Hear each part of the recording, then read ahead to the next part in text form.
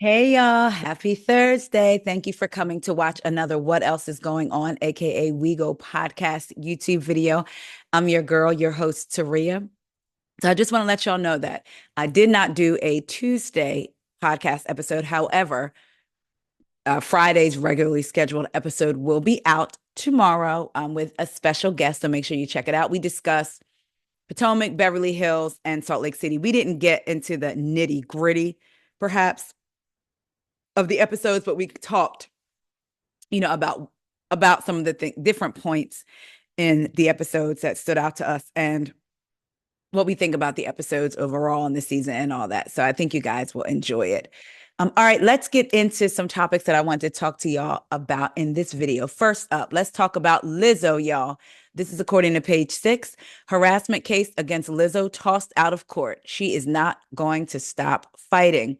Lizzo won't go down without a fight.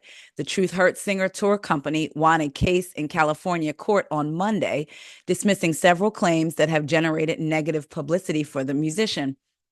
Now, if y'all remember, in September of 2023, Asha Daniels, a former stylist for Lizzo's Big Girl Big Tour company, filed a lawsuit alleging racial and sexual harassment by members of Lizzo's management team, a hostile work environment, and unpaid overtime. Well, on Monday, Judge Fernando L. Anel Rocha granted a partial motion to dismiss several of her claims on the basis that Daniels worked for Lizzo while on tour in Europe, where U.S. labor laws do not apply. Child.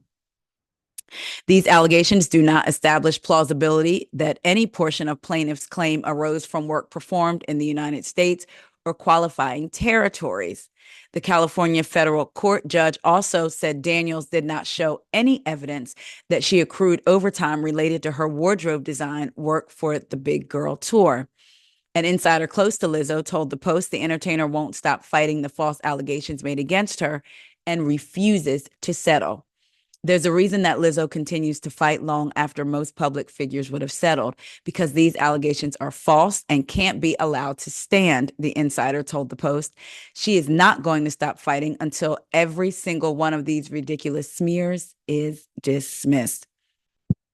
In December 2023, which was a year ago, Lizzo's lawyer filed an objection to Daniels' claims in Los Angeles Superior Court, calling them a meritless and salacious action after less than 3 weeks of employment, alleging she refused to comply with instructions from her supervisors and tour management. Daniel's suit also claimed that Lizzo's wardrobe manager's conduct violated the Americans with Disabilities Act when she demanded she change out of comfortable shoes a day after she claimed the wardrobe manager ran over her foot with a clothing rack. Daniels also filed several claims against Lizzo and tour manager Carlina Gugliotta, alleging she was subjected to racial and sexual harassment, violating Title VII, which prohibits employment discrimination based on race, color, religion, sex, and national origin. But Lizzo's team argued that Daniels' complaint identified the wardrobe manager, Lizzo, and Gugliotti as managing agents and not specifically her employer, touring company Big Girl Big Tour. Judge Anelli Rocha, is that how I said it the first time? Ruled in favor of Lizzo and the managers, citing that individual defendants cannot be held liable for damages under Title VII and throwing out Daniels' argument that employer was used as a broad term. Child.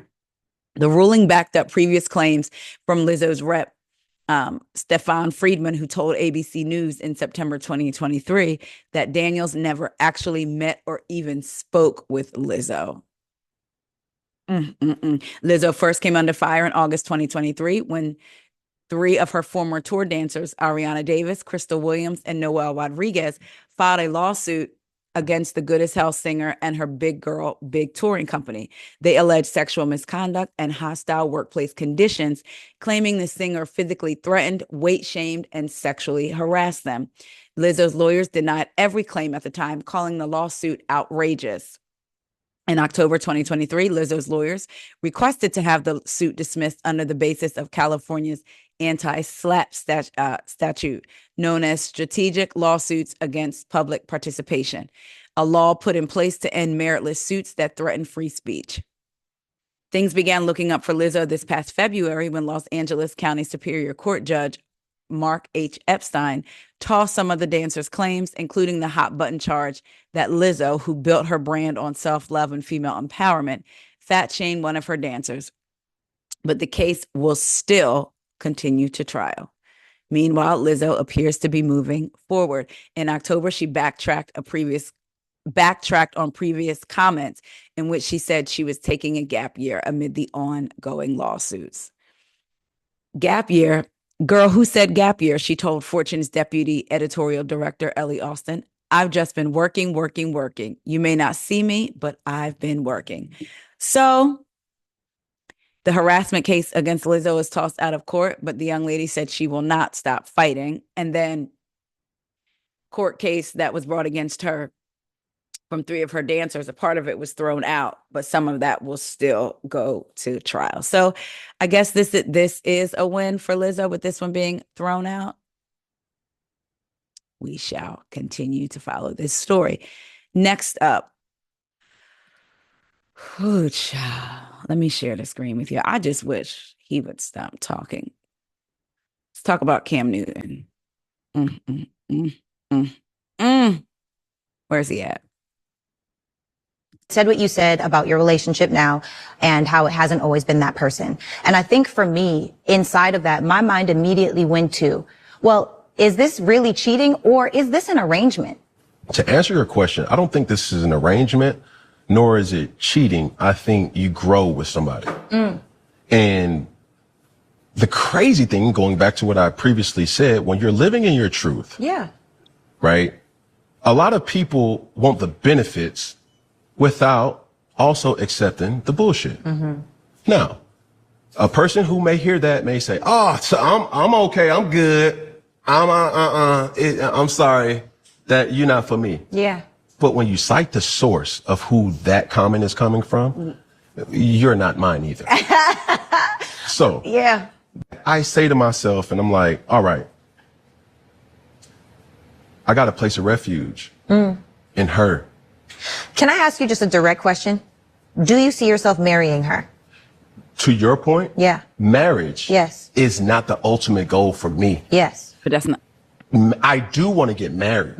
Well, that's good. I do, but So listen, do you see yourself the thing marrying about her? that word of, well, marry the girl, I'm not saying that to you directly. I'm Right. saying that to the people who see this and their response. We're so trauma bond by this thought of get married, have kids. Yeah. That's the way that the propaganda of life that everybody has been putting in our faces to say, okay, get married, have kids, whatever. Not or overlooking or not identifying that that's still a way for the devil to dwell in. Ask one question though, a personal question. Please. I saw a clip that you did and it went viral and it was talking about relationships and you had said what you said about your relationship now and how it hasn't always been that person. And I think for me, inside of that, my mind immediately went to.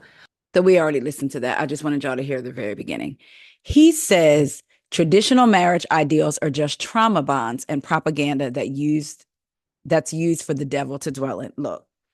She asked him a specific question. Can I ask you a question? Do you want to marry the person you're with? He couldn't even answer that. But you notice he said he wants to get married. Yes, he wants to get married. But didn't answer the question of whether or not the person that he's with, Jazzy, if that's who he was going to marry. At this point, they have to like it, so we don't have to like it or love it. We just see him,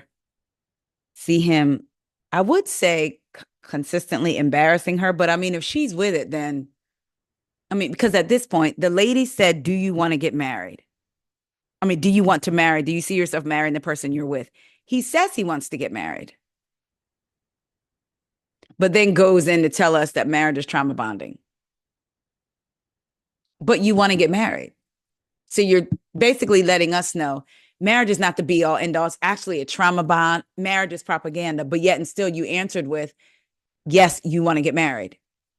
But you couldn't answer if the person that you're with is the one that you want to marry. When I tell y'all, Y'all let me know what y'all think. Moving on. A shout out to Erica Denera because she said, is this what Cam learned from his Christian pastor-led married two-parent home he was raised in? And then somebody else said, we get it. He doesn't want to get married and he wants to be with multiple women and want more kids with multiple women. Is this the only topic they discussed with him? Everyone doesn't want that. It's crazy how he talks, though, about trauma bonding and propaganda and the devil to dwell in while you continue to create homes, different homes, or you continue to create children with different women and you're not full-time in those homes, in those other homes. Like, y'all let me know what y'all think. He just, and using, I saw someone else in the comments talked about him using that word salad. Yeah. To like gaslight other people and to me, it's like to sound like he's just so deep. You know, those people that just want to sound so deep. I can't. Y'all let me know. All right, moving on. Last story. This is according to In Touch. Diddy's son, Christian Combs, assault accuser, serves him at Mogul's Miami mansion. Diddy's youngest son, Christian Combs, was served with legal paperwork by his assault accuser at his incarcerated father's Miami mansion. In Touch can exclusively report. According to court documents obtained by In Touch, Grace Omarkai, who filed a lawsuit against Christian, 26, of assault, battery, sexual assault, and intentional infliction of emotional distress, had the paperwork delivered to Diddy's mansion on the water. In her lawsuit, Grace claims she worked as a stewardess in the yachting industry since 2018. She says she had planned to work in the industry for the rest of her life, but claimed the alleged incident with Christian has derailed those plans. Grace said she was working on a yacht named Victorious in July 2022. Now, we discussed it, but I'm going to go over the details again because it's been a while since we talked about it. She said Diddy chartered a yacht for himself and his son. For himself and his son came along. In her suit, Grace said Diddy turned what was sold as a wholesome family excursion into a hedonistic environment filled with guests who Grace believed were sex workers. Grace said it resulted in an unexpected increase in workload for her and her colleagues, as well as unwanted exposure to unlawful drug use, sex work, and general chaos. During one shift, Grace said that Christian was around. She said he took an immediate interest in her, which she considered very inappropriate. She claimed Christian pressured her to drink with him in a recording studio. Grace's suit said Christian violently grabbed Grace's arm and began hurting her. He pulled Grace to the seat beside him and prevented her from getting up. Grace said she asked to be able to return to the kitchen, but her pleas fell on deaf ears. She said Christian continued to demand she take more shots. Grace was quite scared and realized she was in a very dangerous situation. Grace was also feeling the effect of the tequila shots and quickly suspected that the tequila was spiked, the suit read. The suit claimed that later in the day, Christian cornered Grace in a room and became physically and extremely aggressive. She said he groped her as she pushed him back constantly. Grace said Christian took off all his clothes and showed off his erection. She said that he grabbed her arms and tried to force her to perform oral copulation on him. Grace started fighting Christian, but he stopped when another employee walked into the room. She said she told her captain the following morning, but he lacked compassion or concern, failed to investigate, and insisted that she was probably voluntarily partying with the guests. Grace said this was not true. She said the captain made her continue serving Christian while they were on the yacht and claimed she was not provided an option to be isolated or not serve Christian. The suit said in addition to losing her employment, Grace also lost her long-time partner with whom she had planned a future. Her partner was never the same after seeing Grace's bruises on her body because of Christian's sexual assault and having to deal with the mental and emotional ramifications, so they separated. Her mental health has deteriorated to the point that she was medicated and required intensive therapy. Additionally, she fell into a deep depression and was unable to fully carry out her maid of honor duties at the wedding of her only sister in June 2023, which she had been looking forward to doing for over 18 months, her lawyer wrote in the suit.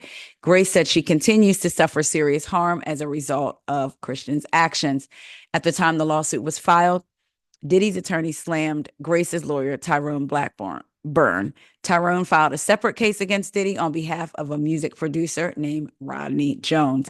So Diddy's son, Christian, has officially been served, I guess, with this lawsuit. So we will see how this goes. Boy, I tell you, Y'all let me know what y'all think about this story, what y'all think about Cam Newton, and what y'all think about Lizzo, and I guess getting a bit of a win, if you will, in one of her cases. All right, y'all. Talk to you later. See ya.